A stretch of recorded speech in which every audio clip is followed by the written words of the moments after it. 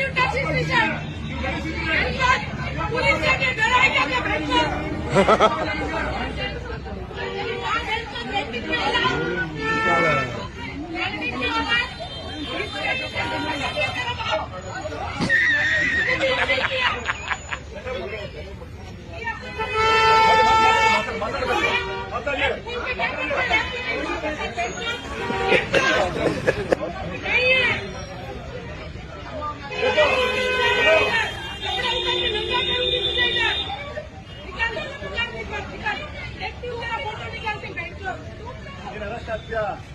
ಮಾತಾಡೋದು ತಪ್ಪ